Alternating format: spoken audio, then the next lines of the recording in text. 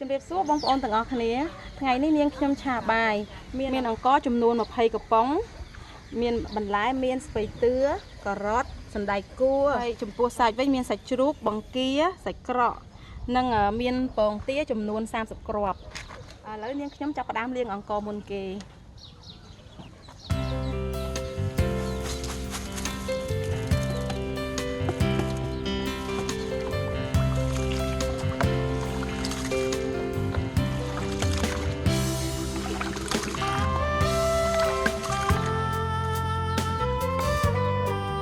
ខ្ញុំយកសាច់ទៅស្រុះសាច់ក្រកសិនឲ្យវាឆ្អិនសិនហើយយើងឆាទុកខាង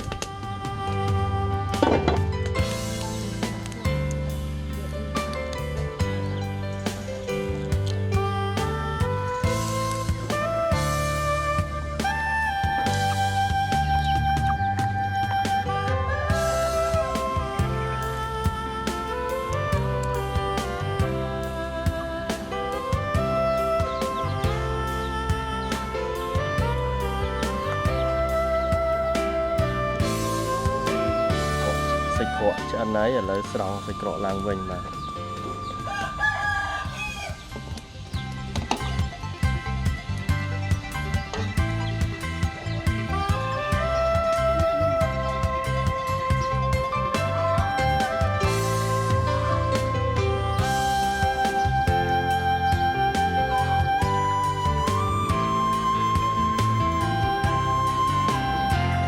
បន្ទាប់មកខ្ញុំស្រុះសាច់ជ្រូក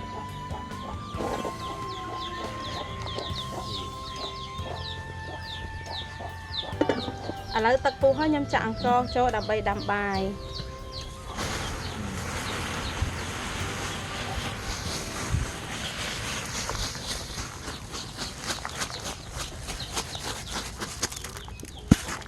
ស្មើ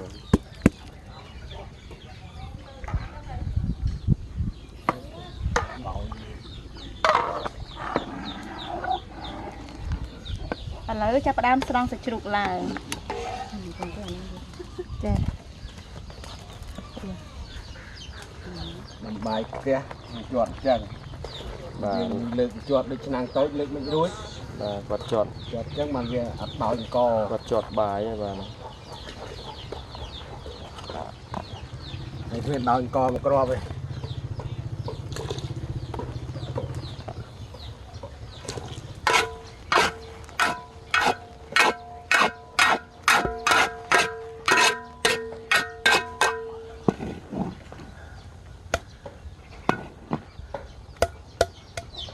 បាទនេះគាត់រៀបចំផ្ងុំបាយហើយបាទដោយយកចាន់ដែកគ្របពីលើបាទហើយយកដូចជាកណាត់អីហ្នឹងបាទដាក់តាមមាត់កែមវាកុំឲ្យចេញចំហាយ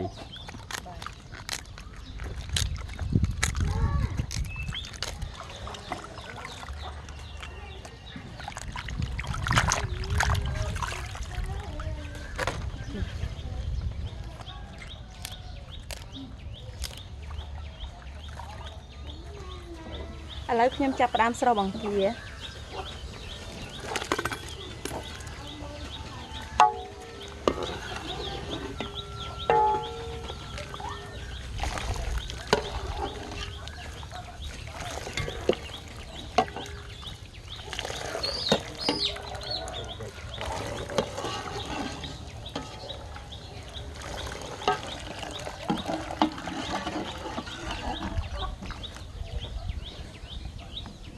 ខ្ញុំចាក់ចូលទឹកត្រជាក់ដើម្បីឲ្យសាច់រឹងល្អ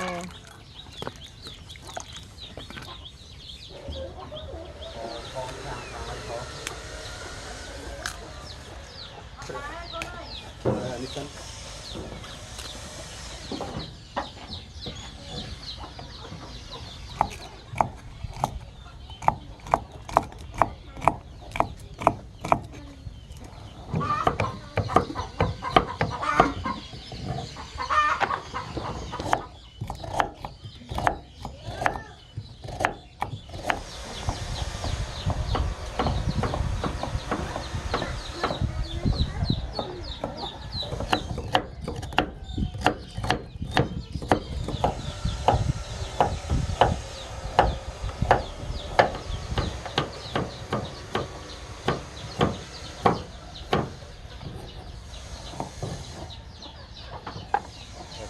ឥឡូវនាងខ្ញុំចាប់ផ្ដើមស្រុះស្ពៃ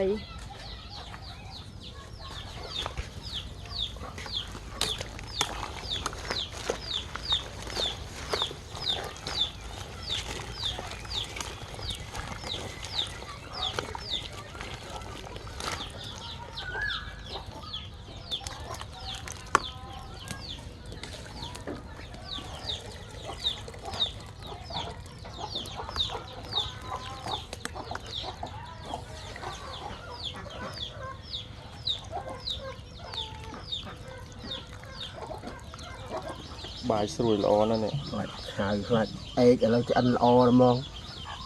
ស្រួយល្អណាស់ន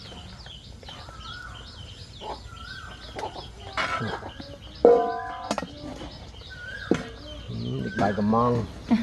ល្អ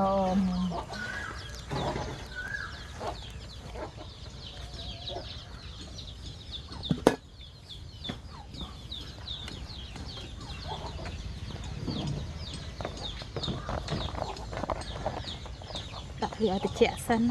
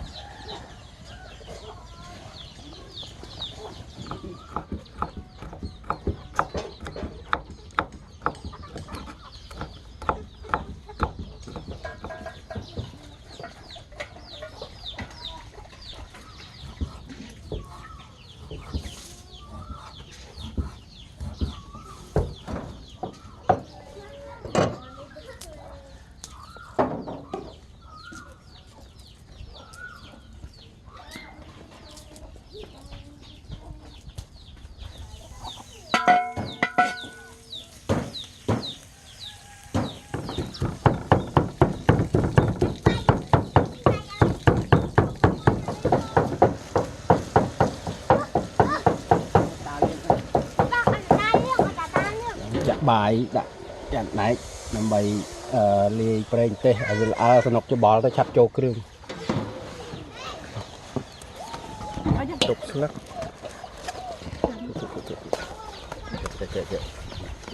នេះខ្ញុំចាក់ប្រេងម្ទេសលាយច្បល់បាយឲ្យវាសនុកច្បល់ទៅវាល្អឲ្យវាស្អិតបាយពេកដល់តែយើងច្បល់មួយគ្រឿងវាល្អលឿនវាមិនស្អិតហើយយកពណ៌ដែរមែនពុះពណ៌ឡើងពណ៌បាយឆ្ងាញ់ពណ៌ល្អ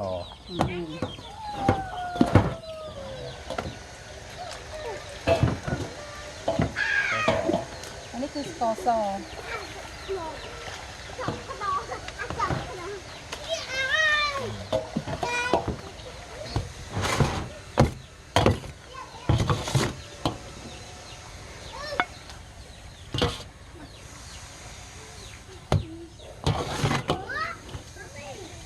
ចាក់ខ្ទឹមពងដើម្បីឆាបាយឆានេះសាច់ឲ្យប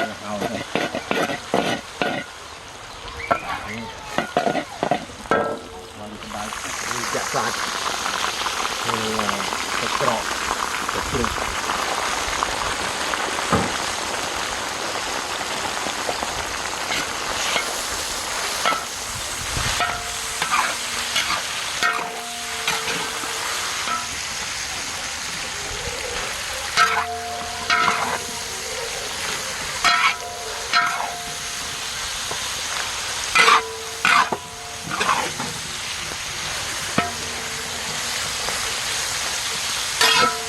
ចាក់តែខ្នុរ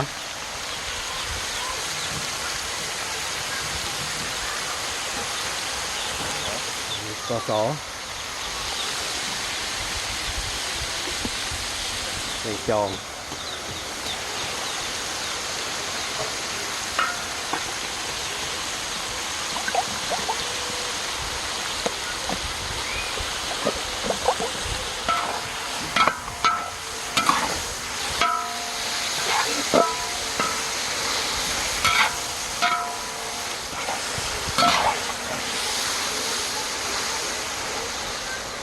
នេះចាក់បន្លែ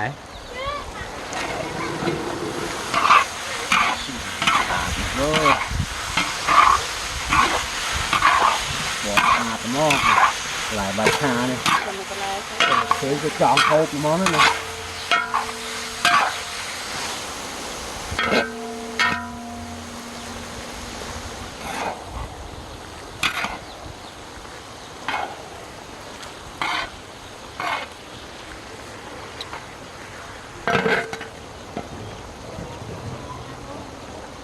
bài chỗ đó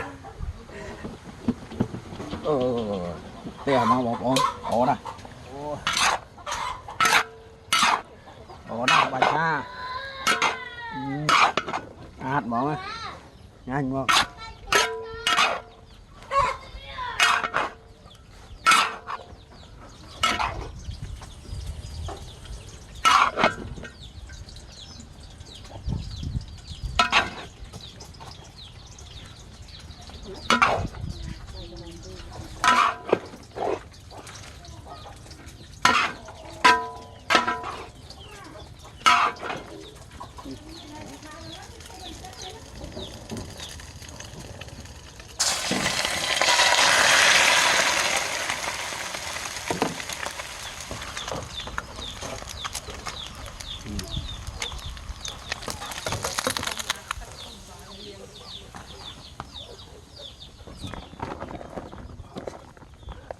ôi đúng là ngồi cho món đấy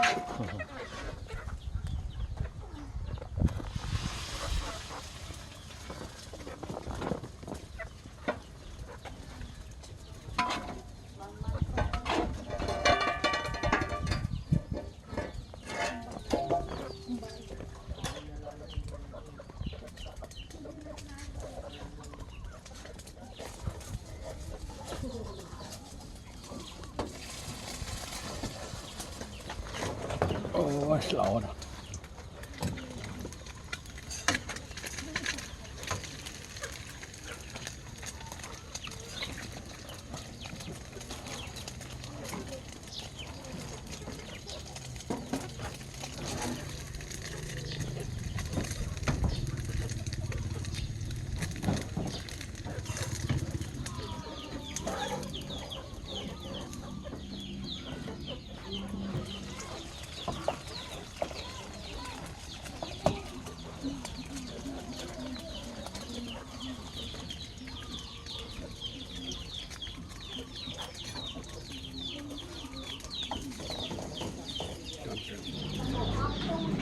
Đâu có lấy nhà ai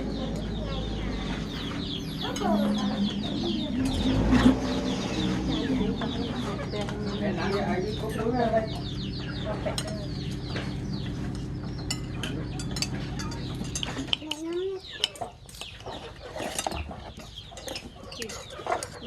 yêu cô nè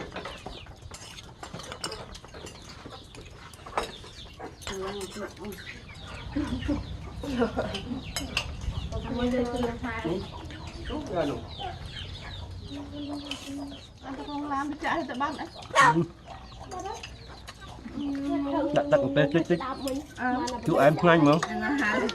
hộp lừa là tôi tiêu lòng xuôi có nhà bài á nhập cái thịt bài á nhà mẹ ở đây đã thả lông cần thả lông hợp thì đây thả bài số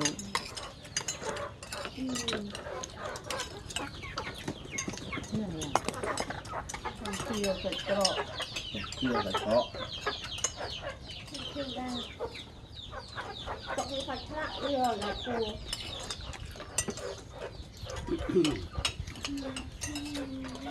vậy không là nhà này là động tê